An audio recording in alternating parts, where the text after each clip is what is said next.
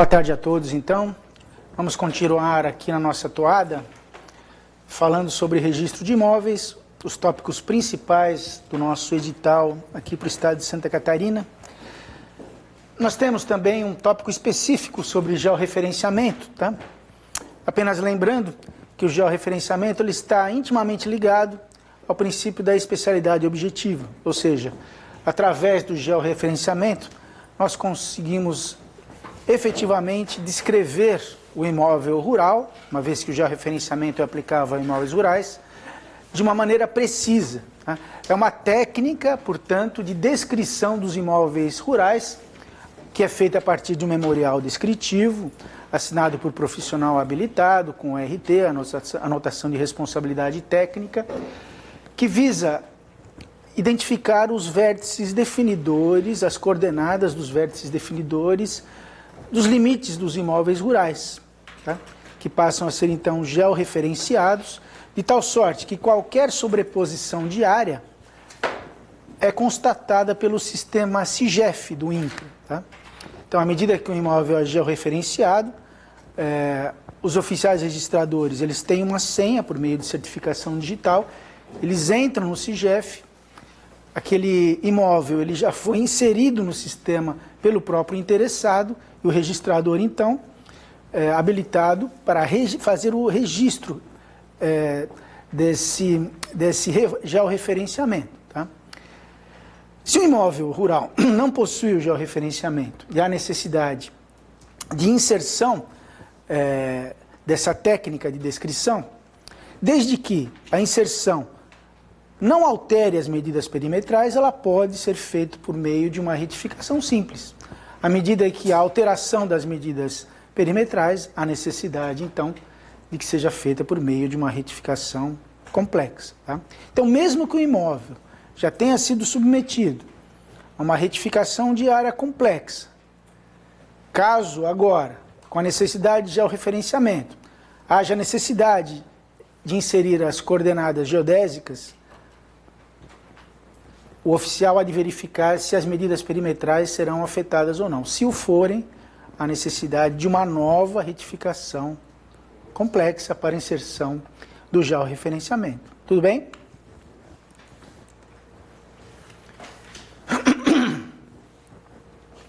O georreferenciamento, portanto, ele visa fazer um retrato fiel da propriedade rural. E, na realidade, não é, ao fim e ao cabo, se pretende, no futuro, que toda a propriedade imobiliária esteja georreferenciada, não é? Propriedade imobiliária rural.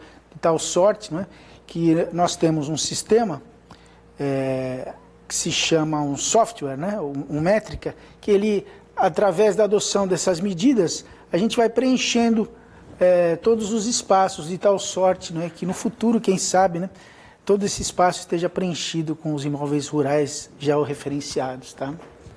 É o que nos aguarda o futuro.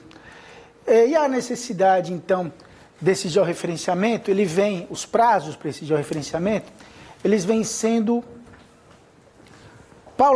paulatinamente ampliados, né? Ou seja, atualmente, nós temos,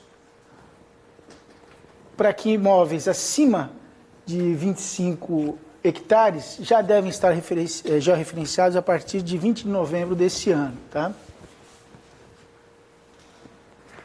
Sendo que, presentemente, os maiores de 100 hectares, eles já devem estar referenciados. 100 hectares equivale a 1 milhão de metros quadrados, tá? 25 hectares equivale a 250 mil metros quadrados. Muito bem. Dito isso sobre georreferenciamento, um outro tópico do nosso estudo, tá, se refere a terrenos de marinha. Terrenos de marinha que, aqui na cidade de Florianópolis, ele é muito importante o seu estudo, né? Por quê? Porque todos esses terrenos à margem, não é? Que margeiam, que são margeados, uma vez que Florianópolis é uma ilha e que são margeados pelo oceano, eles estão submetidos a esse regime dos terrenos de marinha. Tá? É necessário, então, pelo menos brevemente, enunciar alguns conceitos aqui em relação aos terrenos de marinha. Em primeiro lugar, é preciso conhecer a definição do que é considerado terreno de marinha. Nós temos, então, uma linha que foi definida, tá, por um decreto lá de 1946, que toma por base o que? A pré-amar média de um ano de 1831. A partir dessa linha de pré-amar médio, que é a linha da maré cheia, não é? Que é a média das marés cheias de todo o ano de 1831, são medidos 33 metros. Tá? E o terreno de marinha, ele se expande por esses 33 metros. Obviamente que não apenas os terrenos que são banhados pelo mar, mas também os terrenos banhados por rios que sofrem a influência do mar. Tá? Tá lá no parágrafo 2º desse decreto de 46, que qualquer oscilação nos rios maior de 5 centímetros implica que esses rios eles são influenciados por marés. Consequentemente, nesses rios, como é o caso do rio Itajaí, não é? Que atravessa ali a cidade de Gaspar, onde está localizada a serventia de registro de imóveis, e esse rio é considerado um rio que sofre influência de marés e, portanto, temos então as suas margens os terrenos de marinha. Tá? Aqui alguns conceitos, né, apenas para se poder, na realidade, entender esse conceito de pré-amar. Tá?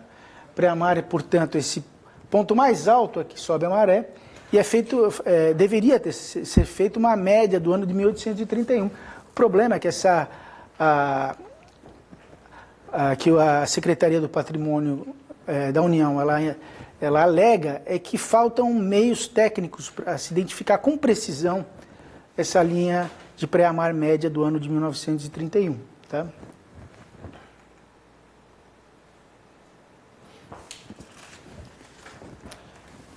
Os terrenos de marinha, como os senhores sabem, pertencem à União, tá? E é permitida, portanto, a utilização por terceiros mediante determinados instrumentos. E o instrumento, né, mais conhecido é o instrumento da enfiteuse, ou do foro. Tá? Essa enfiteuse dos terrenos de marinha não sofreu qualquer influência da extinção das enfiteuses no Código Civil, uma vez que é expressamente excepcionado. Tanto é que novos terrenos de marinha, em função da legislação atinente, novos foros podem ser instituídos em terrenos de marinha, em razão da legislação específica atinente aos terrenos de marinha. O nosso edital também fala em terrenos alodiais. O que são terrenos alodiais? São aqueles que estão contíguos aos terrenos de marinha. São terrenos de particulares, portanto, que confrontam com os terrenos de marinha. Tá? Esse é o conceito dos terrenos alodiais. Tá?